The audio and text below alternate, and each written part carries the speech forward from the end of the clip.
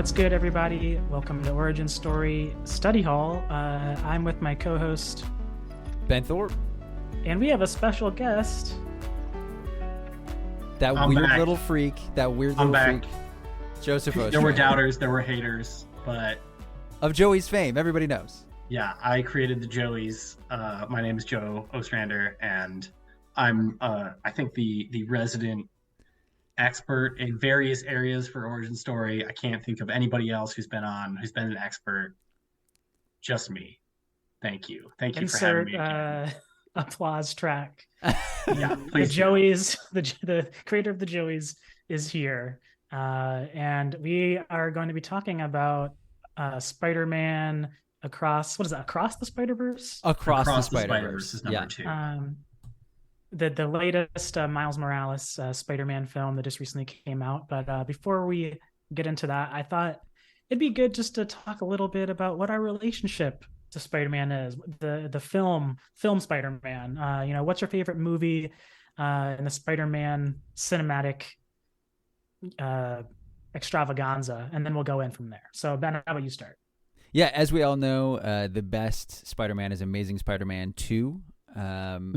Andrew Garfield really turning in some of the best work of his career. I mean, I he's think, like, not without bad in question. movies. I think, like, I am a coward. I sent Joe like a TikTok or like an Instagram video. Like, this is like maybe a week ago, that it was like, if you choose Into the Spider-Verse, you're a coward, because that's the diplomat's take in terms of like the easiest, most likable Spider-Man. But I think that that's like probably has been my go-to. And then we'll get into it with where Across lands, because I'm going to say some spicy stuff when we talk today. Damn.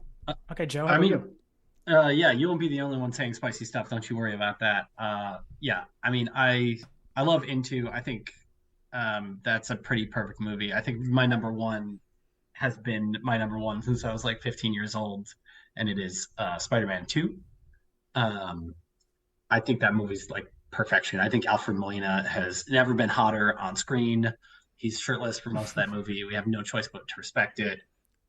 And We've all seen the video of him with the Doc Ock arms singing "If I Were a Rich Man" from Fiddler on a Roof, yeah, and it speaks absolutely. to us on a deep and frankly sexual level. I mean, we're all Michigan boys. We have to respect the Sam Raimi of it all, and Michigan we State all had shout a pop out. punk phase. So the dashboard conventional needle drops are Phase is doing a lot of Yeah, heavy lifting there. Some say we're still in that phase. Well, yes, I think. Yeah, I mean, hey, who isn't? I feel like Joe and I are kind of probably in the same two sides of the same coin, but now I kind of feel like I'm Barack Obama or something if I say Into the Spider-Verse. Here's like the moderate answer. But The centrist take. Yeah, just to be different, because I also think Spider-Man 2 is really, really good. I'll say Into the Spider-Verse. And that way the Black community also doesn't kill me, because I feel like by default Into the Spider-Verse, that's You gotta rep Miles. that's the one. There's Yeah. nothing wrong with Miles. But yeah, I mean, I think Into the Spider-Verse was just really fresh. I think even years later and a zillion other superhero films since, we really haven't seen something like it, and that is only expanded upon in Across. But I think it's also just true of like a lot of animated film. Like, I still don't really feel like a lot of people have gotten to that caliber. Yeah, I mean, yeah, I think that Sony Pictures Animation was definitely like pushing the boundaries of what animation can do in that movie, and they've done it in a few other vehicles as well. I don't know if you guys have seen. I'm going to go off on a mild Sony Pictures Animation tangent, but like Cloudy with a Chance of Meatballs is really good. But Hotel Transylvania series is actually like low key, like really cool. There's a lot of like classic cartoon, like squashing and stretching and very like Hanna-Barbera, Looney Tunes stuff going on in those. So they've got a really good house for doing really cool stuff. And then obviously they have Lord and Miller doing a lot of that and just having a lot of fun. Phil Lord and Chris Miller are the guys who behind Into and Cloudy and a bunch of other stuff from that from that studio. Huh, maybe I'll check that out. I mean, I feel like the only other kind of cool animated, like CG animated film that I've seen recently, and the name is escaping me, but it's like a family that are like they're like going on a road trip or Oh something, and yeah, The there's like Mitchells a versus the Machines. That was Sony Pictures yeah. Animations. Yeah, that's that house. That was produced by Phil Lord and Chris Miller as well. That is Oh, well, there very much in there their you vein. go. Yeah, yeah. Yeah, I think the director was Michael Orianda. I don't know what else he's done, but yeah, those two guys are, and they did the Lego Movie, which is another solid, really solid film. yeah. Well, I guess that explains why I think it's going to be no spoiler to say that we all really like possibly love Across the Spider-Verse. It's gorgeous. It's a beautiful movie. I have a couple, nits to pick, but it is fantastic, and everybody should see it. Yeah, so like how about we jump into that just to kind of give a general idea of the story. We pick up with Gwen Stacy and Miles Morales, the two kind of lead spider people in this newer franchise. It's been like a year or like 6 months maybe since the first film. Miles has been the Spider-Man for like a year and a half, I think is what he Mhm. says. Yeah, I think he says a year and 4 months. Yeah. And this one, greatly expands the Spider-Verse world to like the cinematic universe and deals a lot with jumping through kind of like these multiverses, which we've seen a lot from the MCU. But all these are comprised of different spider people. And yeah, kind of extrapolates out. We could probably get into it as we talk, but yeah, how about we just get a general idea? Like, well, how about Joe? We'll start with you. Just like you've seen it twice, but like first time you saw it, what were your general reactions? Yeah, I mean, the animation was like the first thing that I really latched onto. And it's different from the first one in that it's got the same style, but because of all these different universes being introduced, there's a lot more variation going on. So I glommed onto that pretty hard. Um, and obviously the characters are, when Gwen, the movie opens with Gwen, and I mean, it might be my favorite part of the movie is that first like 10, 15 minute section with her is really great. Um, and then, you got Peter B. Parker, Miles, Hobie, Spider-Punk shows up. All these characters are fantastic. My quibbles, there's some fan servicey referencey stuff that I could have done without that I'm not particularly interested in. And then it is fully half a movie. It ends. It's pretty jarring. The to be continued at the end there. Yeah, and I think we'll definitely get into I think some of the fan servicey stuff. But before we do, Ben, how about you? What did you think?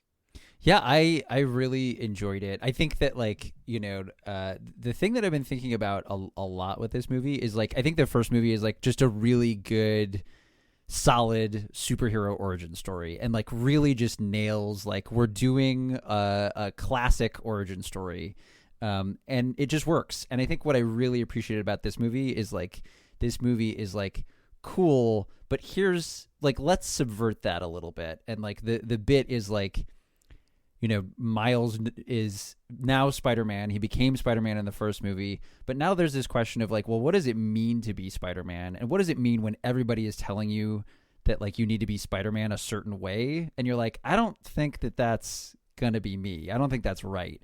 And so I think that kind of central tension I just find really interesting and is like always a good place to explore. I was kind of thinking about, I'm really into Infinity Train. We spoke to Owen Dennis on this show. And I think like that show does something very similar where the first season is like setting up the story rules of this universe and being like, hey, each of these, train cars is supposed to develop you as a personality.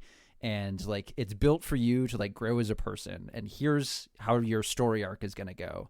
And then the second one is really interested in, well, someone who's on that train and those story arcs aren't working for them, what are they supposed to do? Like, what do you do when everything around you is telling you that you need to behave in a certain way? And you're like, that doesn't really match with who I want to be and how I want my like story to go.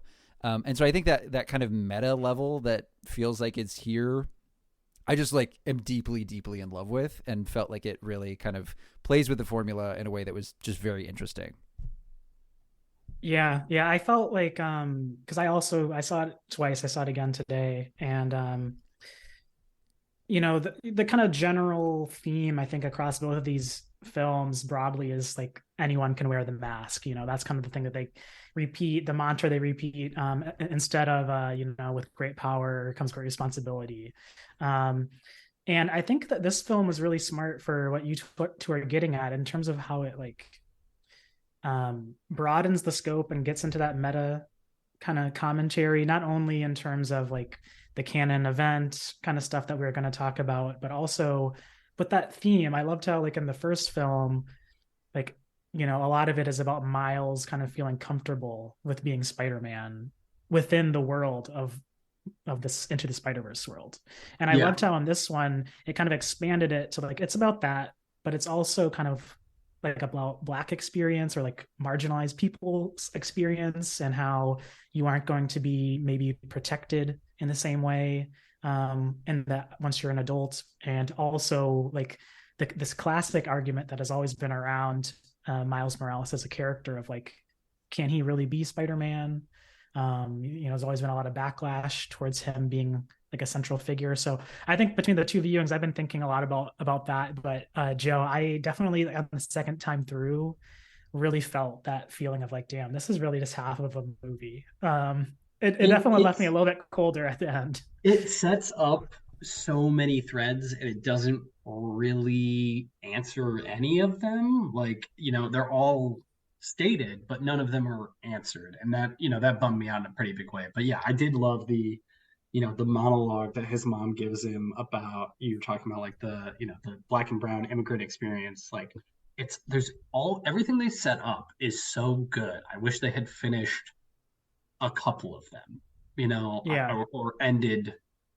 I don't know. I also got like a little bit of like a Return of the Kings vibe where I was like, oh, this is the end, and then it kept going. I was like, oh, this is the oh no, okay, all right, there's a little bit more. Yep. Oh no, that's not it. Yeah, I got the vibe that they fully, and maybe we should just signpost at some point that like it's hard to talk about this movie without getting into spoilers. So if you are a person that cares about those things, spoilers are heavy. Hop don't on out, listen. go watch it, and then come back.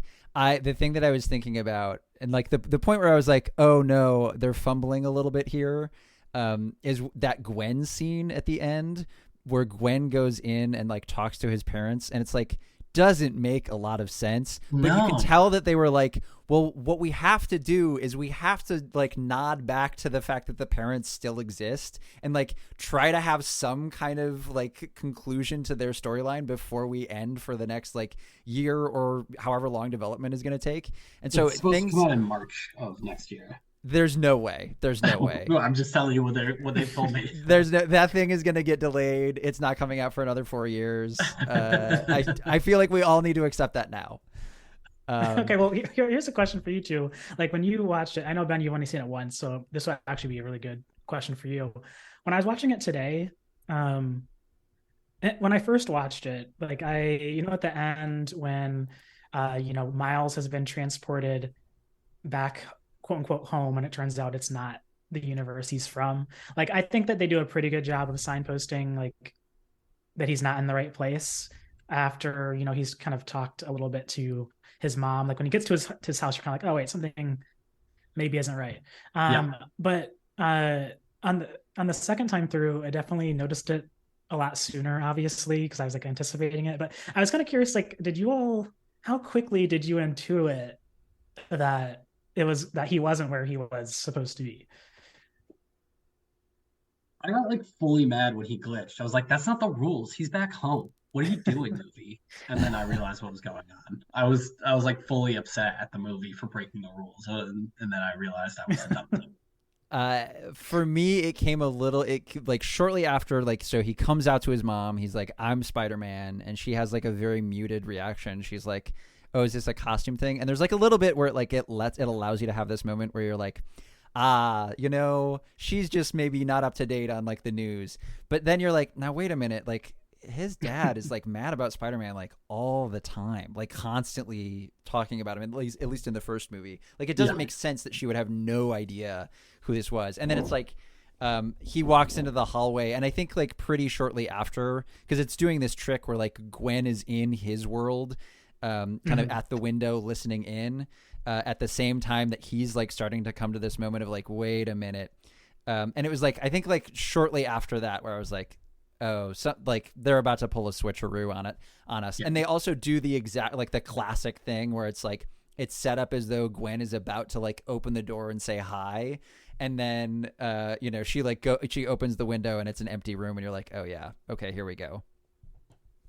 Yeah, it's funny. I feel like when I watched it the first time, I kind of got up to the point where he's in the bedroom and he's starting to talk to his mom, and I was like, this doesn't seem right. But it's funny because watching it again, like obviously, like it's gonna come, but I noticed there's so many parts earlier in the movie, especially through the main villain, the Spot, through his kind of expository speeches where you kind of get glimpses. Like there's a moment, there's that part where he's talking about like his origin story, and it's in like the black and white kind of art style. You actually see the Miles from the 42 universe with like the cornrow like braid kind of thing in the sequence, and he talks about like the spider coming from a different universe and biting Miles and his, but like for some reason that just didn't register with me, like because that comes pretty early in the movie. Okay. That's cool. But I definitely felt kind of like there's so many endings in the last 30 minutes that just keep on happening, like especially like there's that part where Miles is racing home and you get like this really kind of psychological imagery. That sequence like is so good. I love it so much. That should have been the really end good. I feel like like like right before he jumps in have him racing home. I would have been on board with that. Honestly, that might have felt a little more complete because it would have left less things dangling. But I love that sequence. That sequence, especially, and the sequence before that is Gwen and her dad making up. And can we just talk about the background art in Gwen Stacy's apartment and how absolutely fucking perfect it is? It's so good. Yeah, go off, because like there's a couple threads here, but go. So the first, like in that first Gwen Stacy sequence where she's like running through the art museum, destroying all the meta art with Leonardo da Vinci Vulture. Great, also great. But then she goes back to her apartment and it's all blue and sad. And there's she like hugs her dad at one point and it starts glowing. Like he's like, almost like a watercolor pink like spreads out from that hug. Yeah, it's gorgeous. And as like their moods change, the background changes and like the color of her changes and him. Same thing happens when he stops her and tells her, to put her hands up, and he's discovered that she's Spider-Woman and he's gonna bring her in anyways, and it's like he's like black and the background is white, and it's nuts. But there was a sequence, right before that one we were talking about where Miles is racing home, where she and her father have made up, where he's like wearing this tie and the tie is like all splotchy at the bottom because it's all watercolors. Ben, what did this art make you think of? Because it made me think of a very Ben game. Oh no, what? I don't know what. Oh man, I got big disco. You were like, it's disco time, baby. I was like, I'm getting disco vibes here, which is not on brand for me. Not a thing you think about a lot. Let's be real.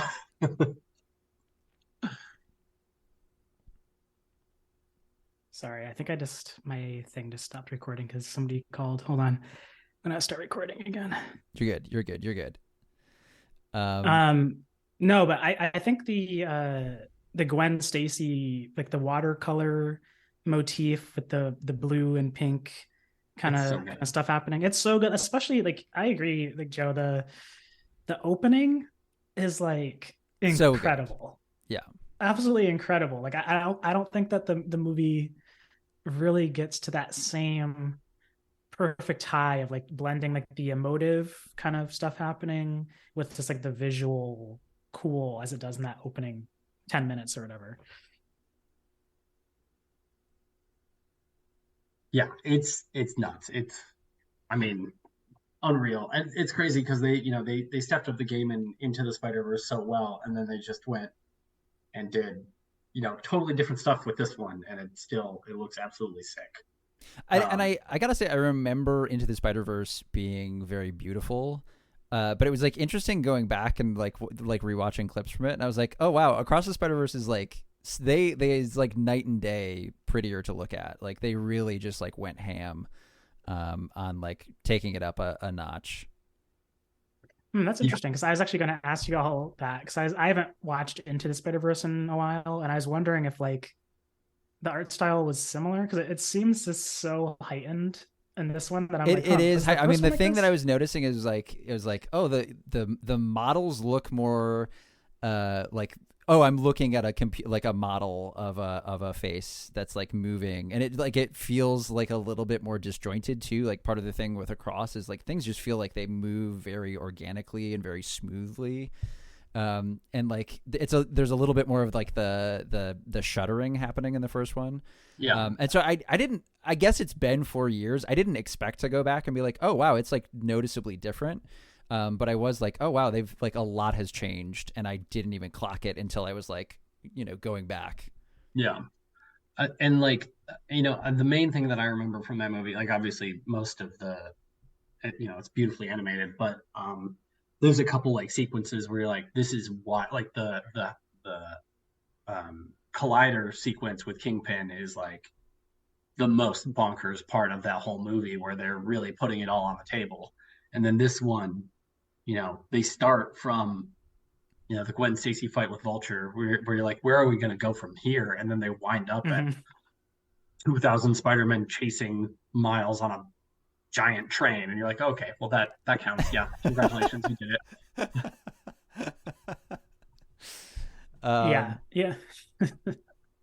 I mean, I kind of felt like, again, on the second watch, speaking to your point, Joe, about like it feels kind of like a half of a movie that you get to the Spider-Verse stuff a little bit earlier than I remember, but it still feels like kind of like this is clearly just here for a set piece. Yeah. Well, the first and I half, wish that we like had more time there. The first hour is just characters having conversations about their feelings, which fucking shreds. It's awesome. Yeah.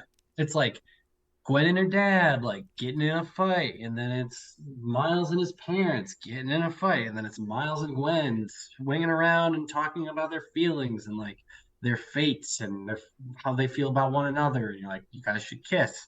And then it's Miles and his mom like talking about like how you need to protect yourself, and then it's him and Spot, and like Spot's talking. We haven't really even touched on Jason Schwartzman's character, the main baddie, but him and Miles talking about their fates and how Miles is just making fun of him, and it's just like a full hour of people talking about their feelings, and it rules. And then they get in the Spider-Verse, and then it's like, this is fun, but it's definitely I felt a little bit less substantive.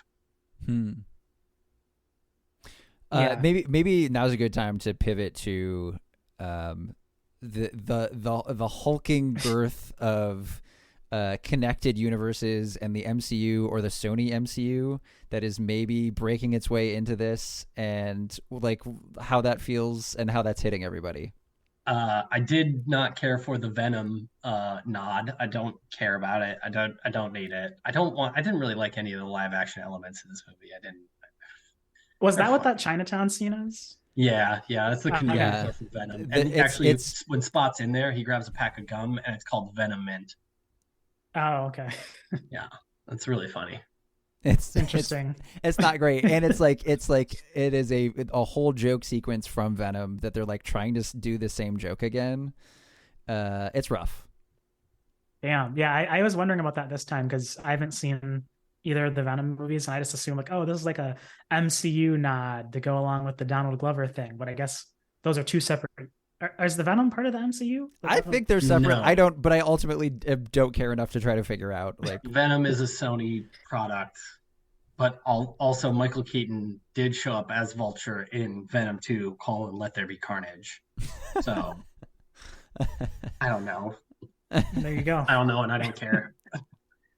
Yeah. That's so like the to set the stage, the general conceit in this movie is that the villain, the Spot, he has an ability to, put these spots out into the universe that are like portals. And after he uses these like reactors to get stronger, his power evolves to not only be able to make portals within his own universe, but to actually travel between universes, which causes all these issues that are called anomalies, where he is kind of interfering with other spider people's universes, and it's causing the Spiderverse people to have to go to these universes and stop anomalies from happening that would disrupt what they call quote unquote canon events, or like these things that are pivotal to what makes Spider-Man Spider-Man. So a quick example is Uncle Ben being killed. Like that's supposed to happen in some way, some permutation in every single Spider person's life. So the movie is kind of revolving around this conceit. And yeah, I don't know where to go with that. It's so huge of a topic, but just like, I guess, what's the vibe there? I just know that if I see a Spider-Man movie and they don't kill an old man in it, I'm furious. I'm livid. I want to see that old man die. Or else. So Miguel O'Hara has joined the chat. Yeah. Joe's like, you have to have your canon events. If you don't have your canon events, I'm going to be real pissed. Speaking of necessary canon events, there's like a sequence where they're like talking about how important it is that like a police commissioner close to Spider-Man dies. It's we all remember when Dennis Leary died, right? When Dennis Leary died in Amazing Spider-Man, we all remember that, right? I was watching that and I was like, well, that's in Spider-Man 2 or Amazing Spider-Man 2, and I haven't seen that, so like, sure, why not? I looked up. No, that fully happened in a movie that I saw in theaters. Okay, it does. It does happen in Amazing Spider-Man 1. LOL. Okay, I was looking at that like Willem Dafoe. Let me offer a defense of this, because I think for me, like, part of what's happening is that like Miguel O'Hara is playing this role where he's like, let me show you all of the ways that this is played out in all of the other Spider-Man content that you've engaged with. So like, it definitely should happen to you. And I think in some ways it is supposed to be ineffectual, because like Miles is like, no, dude, like that's not a good reason for me to stand by and watch my dad die. Like the thing that you're doing is dumb.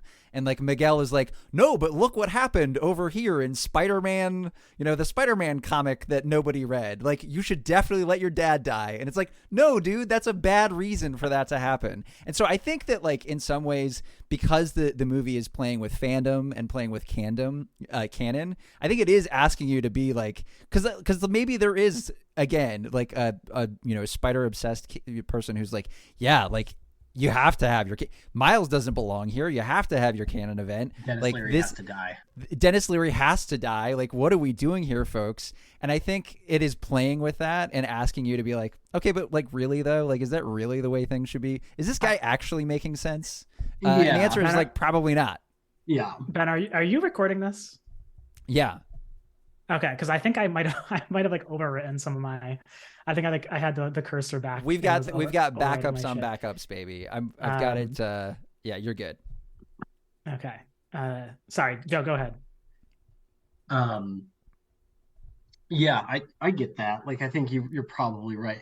It is the orchestral swell when they show Andrew Garfield crying does make me feel like they're like, this is sad, and we should all remember when Dennis Leary died. We were all there. We all felt real bad about this side character in a movie that maybe some of you saw. Yeah, but I mean, yeah, I could. I think what you're saying is right. Like they are offering all these references as a way to be like, we don't have to tell the story this way, but they are also mining this this IP and showing it off in a way that felt like Sony being like, remember this? Remember this thing we made as Sony, the company that loves Yeah. you? Remember Yeah. Spectacular Spider-Man, the cartoon show you liked? I'm like, I do remember that. It was good. I think that is like that is the beating heart for me of like the tension of this movie for me, where it's like on the one hand I'm like it's doing so much well that I want to be able to trust that it knows what it's doing, but also because it doesn't conclude, we don't really like it's all going to come down to whether Beyond the Spider-Verse ends with live action Tom Holland being like, welcome to Earth Oh my God. 1999, Miles No. Morales. And then Don't do like it. a physical, Miles Morales like walks onto the screen and then it like rolls credits. And then in that case, I'm going to give up and I'll buy a ticket to Ireland and you will know that I'm like out herding goats because I've given up on society. But I don't think, fingers crossed, that that's where this is going. That would be really bad. Yeah. See, I don't know. I feel like that's gonna happen. Like I don't know. I don't know if that'll be the main narrative, but I could see Are we gonna like have to listen a to his little bones crack nod. as he turns into a person? He just gets glorped into a human flesh thing. It's funny the canon event thing. First viewing, I was just like, this is straight my shit. Like I love that kind of meta kind of commentary that's happening. Yeah, I think for sure. I think it's not fan servicey in a way that is kind of offensive, which I think a lot of other Marvel stuff can I get think to. it was But I largely will done very say, well. yeah, but I think like the second time, it was hard for me to stop my brain from like extrapolating all of the inconsistencies that come with the conceit. Like if Miles is an anomaly that is causing all these other anomalies, and Miguel O'Hara knows that like X needs to happen, so like the Indian Peter Parker, the police commissioner, needs to die, and he knows that he needs to die. Then like wouldn't he also be able to tell all the future things that need to happen in the timeline of canon events for each Spider-Man, which then would make it so that like you could always make sure that the canon events happen, like it just felt like there was like in typical time travel-y kind of things, the more you think about it, you're kind of like, That's some nerd. That's some hey. nerd. That's some nerd brain shit there, Phil. Get out of there. You can't. You can't go down that path. And also isn't the bit that like he's probably just wrong? Like he just doesn't know what he's Yeah. talking about. I Could think, be. um, yeah, the whole conceit of what he's doing is interesting, and I don't know. I think he's a pretty he's got big Tom Cruise in what movie am I thinking of? Minority Report? Minority Report. Well, he's like watching himself with his kid and with all the Yeah. floating screens. Yeah. It's big Minority Report energy. Um, and I think he is, he gets called out for not being funny. I think he is kind of funny. Like um, Peter B. Parker says, all the Spider-Men are funny. Why are you the only not funny one? He has some jokes in the first sequence with Gwen that I appreciated. He's a fun guy. I liked him. Oscar Yeah, Isaac I liked also him as a doing character, yeah. just great work, I feel like. Oh yeah, I mean the whole cast is. We really haven't touched on Spider-Punk, but Daniel Kaluuya is really crushing it in that voiceover. Great as Spider-Punk. Spider-Punk Yeah. also just like phenomenal character. Yeah, I mean he's excellent. When he takes off his mask in the elevator, and you're like, damn, he's really hot. He's really good. Yeah, I feel for Miles. Like, it's he's in a tough spot with Gwen when Spider Punk is around. Yeah. I mean, I kind of felt like though with Miguel O'Hara or like Spider Man 2099, that again, like on second viewing, I'm like he's kind of underwritten. Like there's a lot of like stuff that is I can't tell if it's just fan service or if it actually will matter. So like the whole thing about like, is he actually a spider person? Because he doesn't operate in the same sense that the other Spider-Men have. I know he is a Spider-Man in the comics, but Can I admit like a somewhat embarrassing thing? Oh I no. spent like a good amount of time on like Spider-Man Wikipedia this Oh no. afternoon, like trying to oh, I'm figure out glad. like Yeah, yeah. Go about into it. all these guys like Scarlet Spider, like what their deal was, Spider-Man 2099, what his deal is. Yeah, his powers are different. They are factually, well, not factually, it's a comic book that doesn't exist, but um leave me alone. It's just a different universe, Joe. um they are different. Shut up, Ben. We're all having fun here. This is good. This is good. I'm glad this is going this way. So I did read up on him. He is different. I think he is a Spider-Man in the sense of the word, but he does operate differently than your average Peter Parker. From what I read on the Spider-Man Wikipedia this afternoon. I am Shout outs, a Yeah. true researcher. Yeah. yeah, I'm an official researcher for Origin Story. You Joe heard it right here, Ostrander, Spider Scholar. the only expert Origin Story has ever had. Thank you very much. Like is he a vampire? Is He that part of it, or like, he has weird claws and fangs because his like mutation is different. Like he Oh, he got did it those to are spider himself. fangs. Yeah, he's got like weird spider fangs. That's cool. I'm into Interesting. that. I'm from what I read on the Spider-Man. Listen, I Wikipedia, believe you. if this You know is what? Incorrect. Do not email me.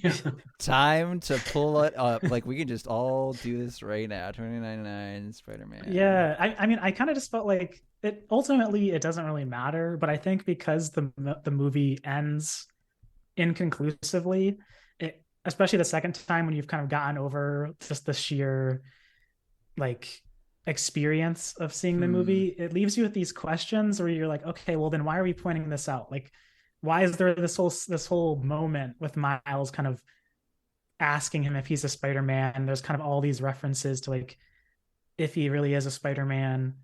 If it's just kind of like a fan service thing, then I wish that it was kind of like tied up a little bit more.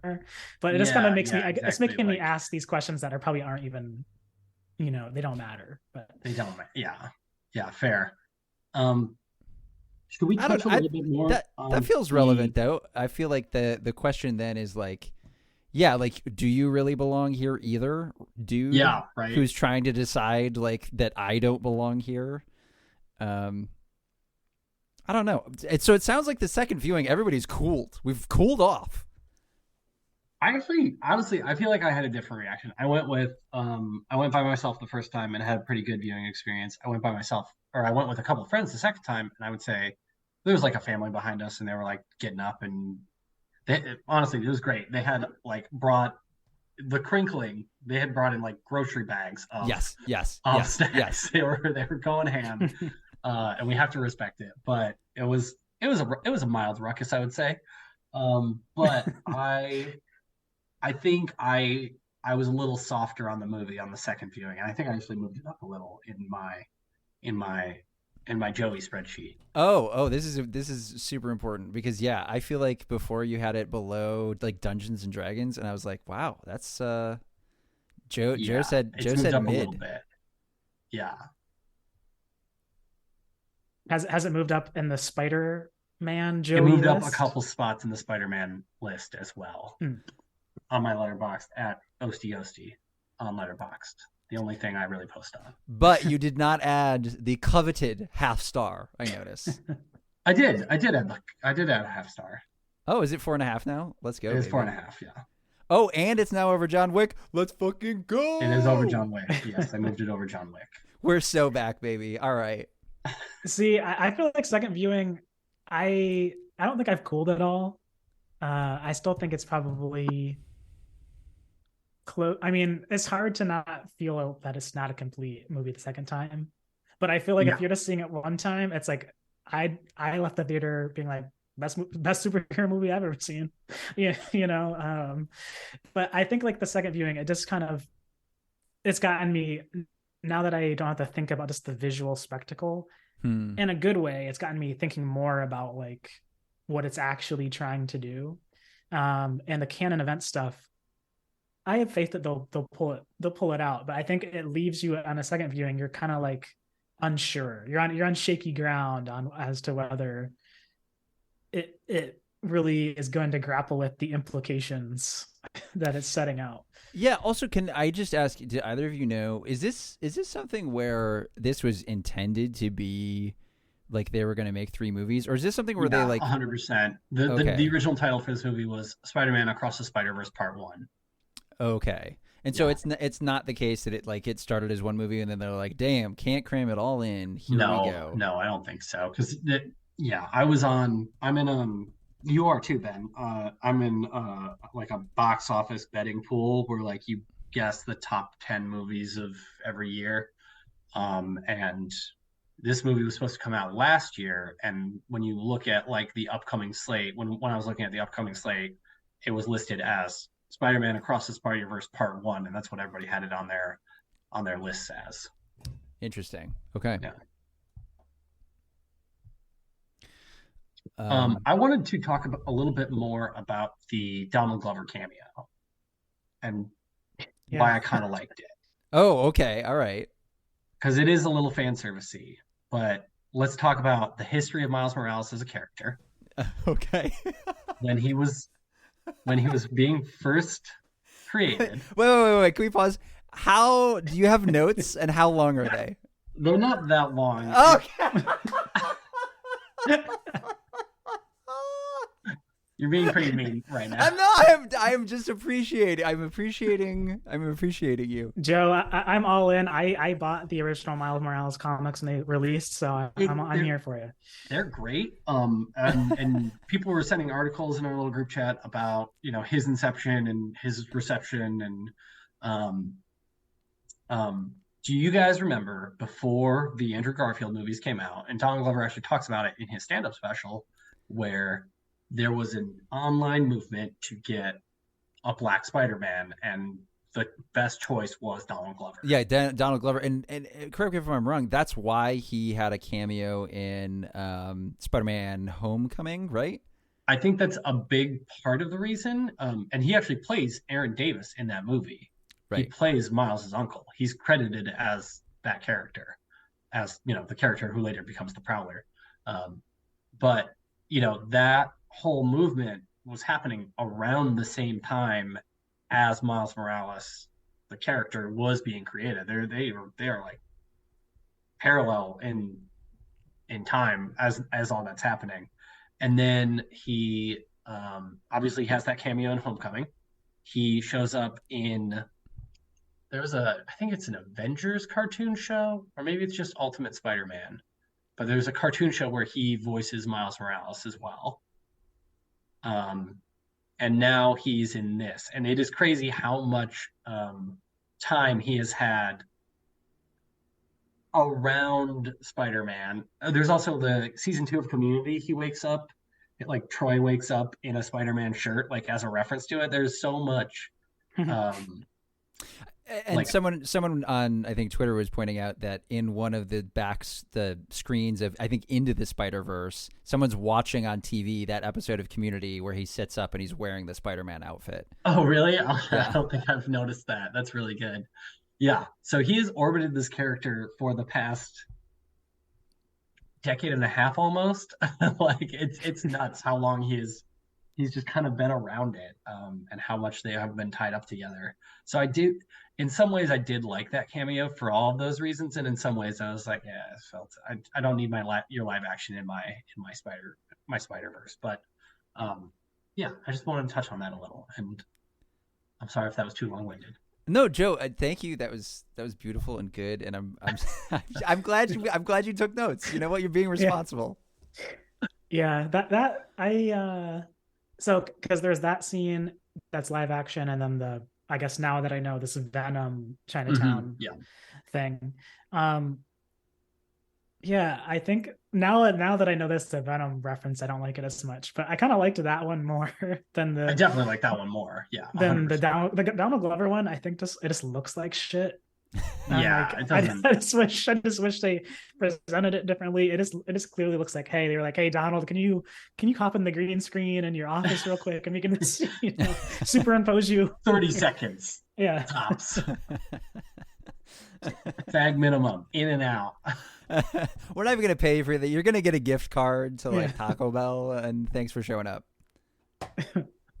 Yeah. I mean, obviously, I guess the whole movie just inherently has a lot of fan servicey nods, given the fact that like there's all the spider people, there's the comic strip kind of stuff. But yeah, Joe, I'd love for you to just talk a little bit more about the stuff in terms of the fan servicey parts that maybe you weren't vibing with, because I guess I didn't feel it that I mean, bad. those were the big ones. The live Okay. action ones were like the big ones that I like really rubbed against badly. There's a quick reference from Miguel in the first sequence with Gwen where he name drops Doctor Strange and Oh yeah. what I assume is like the Marvel universe, and I didn't need it.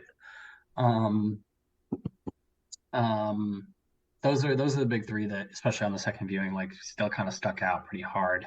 Um, Everything else I was having a pretty good time with. I did like during my time on the Spider-Man Wikipedia, I did look up all the weird Spider-Man. They all have comic books. Pter Ptarker Pter has Parker. a comic book. What about the dinosaur one? Is the dinosaur one a I thing? did not look. I have not checked to see if the dinosaur. That has to be a bit. And then I think there's like a spider horse for the spider cowboy, and I was like, no Yeah, way. yeah. It's I like web think almost slinger all and of a them are horse. real. I think almost all of them I think are real there, ones. there's Ben. I don't know if you knew this, but there's a lot of Spider-Man out there. They've been making these comics for a while. What's the Spider-Man T-Rex's or canon event? I have questions. His I'm uncle. sure we'll find out in the next What are you one. talking about? His uncle was shot in an alley. Yeah, it's Pete Pter Ptarker. Yeah. Goddamn! All right, there it is. No, I think one of the only ones that isn't like a thing are like the rapper one, like Metro Boomin. He has one, and then there's a spider person that's in a wheelchair. I know they specifically created those two as new, but I think a Okay. lot of the other ones um are actual. At least have been in one comic or Yeah. Yeah. one thing. What did you all think of the villain, the Spot? I really loved him, and I was I've had a great time surprised. with him. I thought he was like created for the movie, so I was like you, Joe. I was like looking on Wikipedia to see like what's up with him, and he's been around since like back in the day. And I'm like, damn, how has this villain never been used before? Because it's There's just so so many cool. of them. There's a never-ending pool of superheroes and bad guys. Like they're never gonna run out. But yeah, Jason Schwartzman, great vocal for performance. And because I was fully bought into like the villain of the week, you know, kind of Mhm. vibe that was going on. I was like, oh, it's nice to have like kind of a baddie, like a little baddie for Miles to deal with, and then he sticks around. And you're like, oh, this guy's like serious business. So, oh, bud, Mhm. oh no, no, I loved it. And Schwartzman is good enough to like do the goofy stuff, and then when things need to hit the fan, he can turn it on and be menacing. Yeah, Yeah, I mean, I I loved thought they him. just had a good spectacle. Yeah, Yeah, and I love that he gets his own like full bore sequence. Like all of that was just like really good, and also like gently upsetting. Like I think they do a good job of being like, the holes thing like probably doesn't feel real good. yeah, oh yeah. Well, there's one of my favorite lines like early on is like Miles is like, what is that? What kind of suit is that? He's like, unfortunately for both of us, this is my skin. Uh-huh. Like, oh no. I don't like that. That seems bad.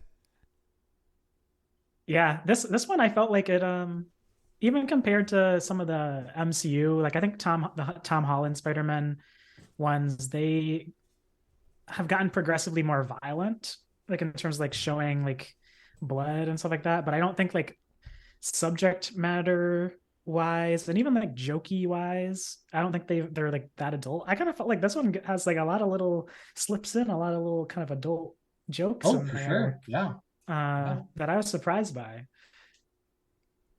Yeah. Well, and actually, that the one thing that I wasn't crazy about No Way Home, but I did like that they like the Tom Holland Spider-Man was like determined to find a way that did not mean murdering all the bad guys, which was nice to see in that film. But in this, yeah, a lot of like just like culture, like very adult, like his mom's monologue about like his grandparents that came before him and all of like the like how much she would love to be in his position, like pretty heavy stuff for you know what is ostensibly a kids movie. Like it's Yeah. like yeah, it's a lot. Yeah, it doesn't call, and I think the thing I really appreciated is that those scenes, that scene in particular, maybe compared to the scene that happens, I don't know, like 5 or 10 minutes later when they're underneath the water tower and she's kind of talking about how, when Miles is an adult, she's worried that they won't love him the same way.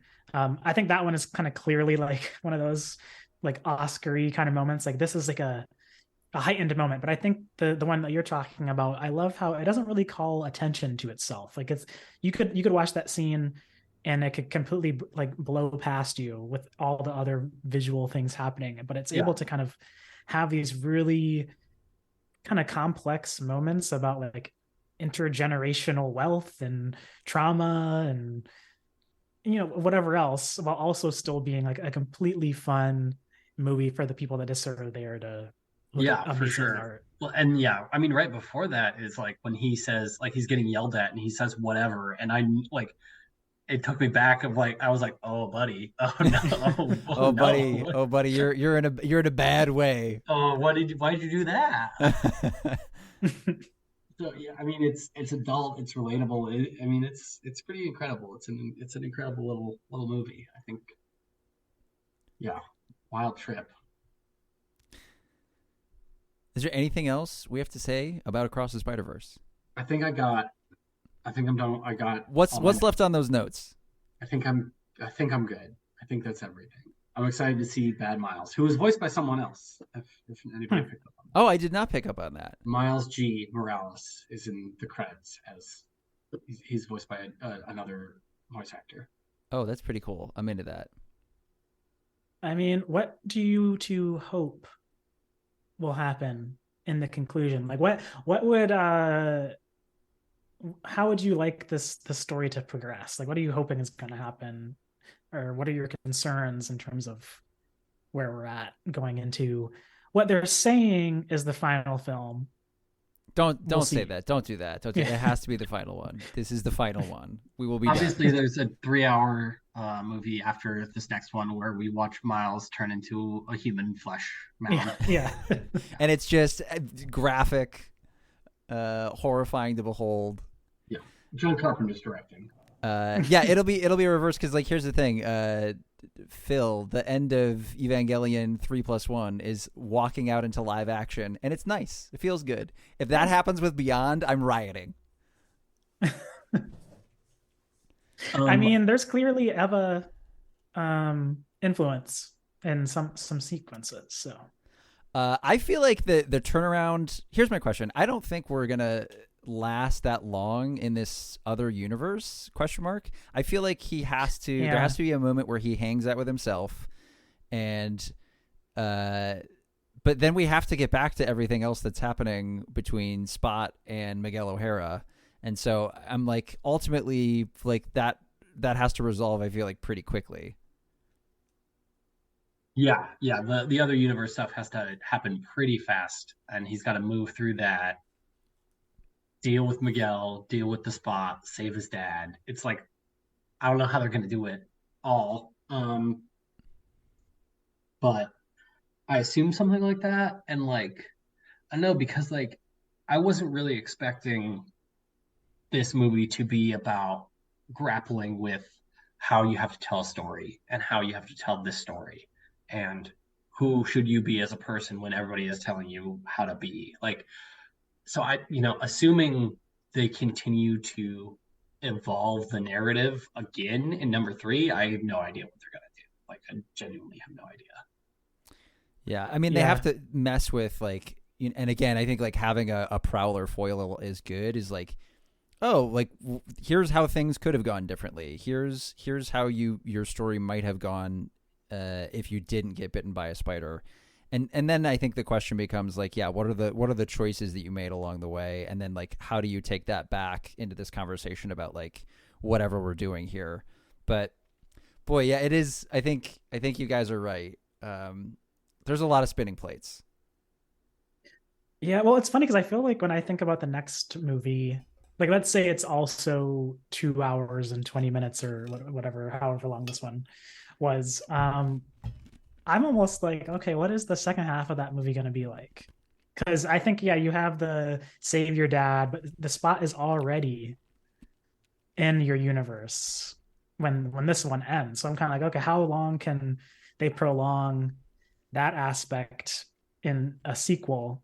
Well, they've got I'm a almost wondering timetable. what this They've already got a wants. timetable. It's 2 days. Like Yeah, this, like it's not long. Like they've set the timetable up. They said it out loud. So, I mean, I guess yeah, like, yeah, that long.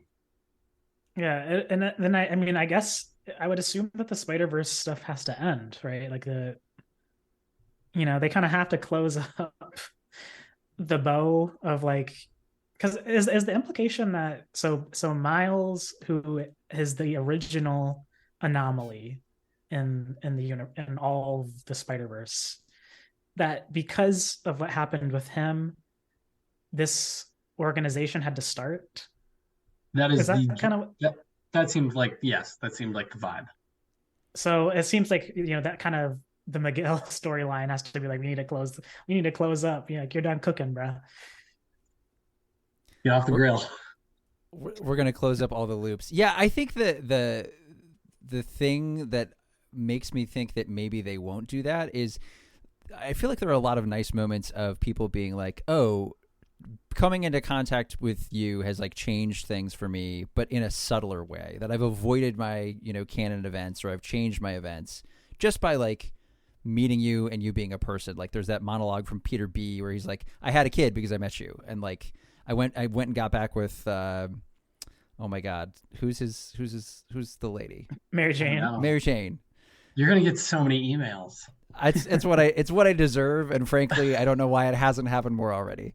But yeah, and then there's, I think Gwen has that moment too where she just has a conversation with her dad, that where again it's like played heavily as this like coming out conversation, and her dad's like, okay, well then I'm not going to be a cop anymore, and I'm not going to be a police captain anymore.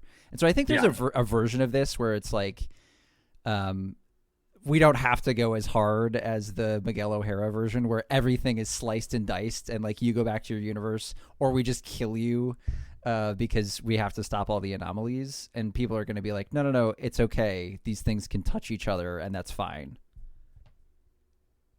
Yeah, I mean that's what I'd hope that because it is a cool idea. Like you have this kind of central other place that connects everybody from all the different worlds that all have this shared, while unique experience. I mean, it also's got to be said though, like my boy Miles, he better get a fucking kiss.